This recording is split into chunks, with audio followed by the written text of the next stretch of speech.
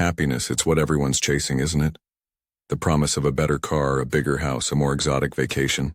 It's written into the headlines and whispered into advertisements. Achieve happiness, they say. But pause for a moment.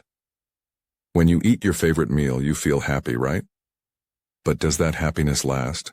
Or does it fade, replaced by the next craving, the next longing, the next pursuit? The truth is, happiness, though beautiful, is fleeting. A feeling that comes and goes, much like the weather. Psychologists call this phenomenon the hedonic treadmill. It's the idea that we adapt to the pleasures we experience, and before long, we need something new to spark that elusive joy. We buy the latest gadget, and soon it feels ordinary. We travel to paradise, but eventually the novelty wears off. Happiness in its pursuit becomes an endless cycle. But here's the twist: what if the goal wasn't happiness? What if instead the ultimate aim was something deeper? Inner peace, contentment. The kind of fulfillment that doesn't depend on external events or fleeting moments, but instead resides within you. Steady, unchanging. Our ancestors understood this, even if they never called it by those names. Their lives weren't centered on chasing happiness, but on cultivating strength, resilience, and purpose. The meals they prepared were less about indulgence and more about nourishment. Their marriages weren't driven by ideals of soulmates and perfection, but by commitment and shared values. Even their children, deprived of toys and sugary treats, were raised with intention to grow strong both physically and mentally. Take this quote by Viktor Frankl, the famed psychologist and Holocaust survivor.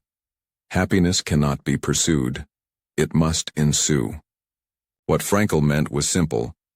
Happiness is a byproduct, not a destination. When you live with meaning, when you anchor yourself in gratitude and personal growth, happiness follows naturally. Like a shadow, quiet but there. But what's fueled this obsession with achieving happiness? Consider this. The term itself is relatively new. Psychologists trace its rise to commercial culture, the need to package and sell dreams of joy to consumers. Statistics show the global wellness industry, currently valued at over $4 trillion, thrives on this premise. We're told to buy self-help books, spa treatments, and diets not for better health, but for happiness. In chasing it, many spend endlessly, yet feel emptier still. This brings us to the heart of the matter. The pursuit of happiness, when treated as the ultimate goal, can backfire. Psychological studies confirm that people who prioritize chasing happiness often end up feeling less satisfied. Why? Because their focus shifts to comparisons, frustrations, and fears of losing that happiness once achieved. Instead, what if we redefined our intentions? Buy food, not for the thrill of indulgence, but to nourish your body and mind. Decorate your home, not for fleeting excitement, but to create a sanctuary of peace. Pursue your goals, not to chase highs, but to build a life that feels steady and fulfilling. Inner peace is not flashy or loud. It doesn't brag like happiness does, but it's lasting and profound. It allows you to be content in the quiet moments, the routines of daily life. Aristotle once said, "Happiness depends upon ourselves." But perhaps the truer path lies in finding contentment that depends upon nothing but the stillness within. So what's the takeaway? Stop chasing happiness.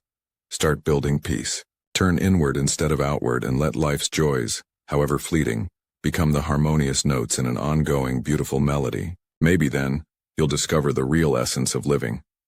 Not in the chase, but in the calm after. Thank you for being here and for your continued support. It's because of amazing people like you that I can keep doing what I love. So, are you ready to join this journey? Hit subscribe now, and let's make awesome memories together.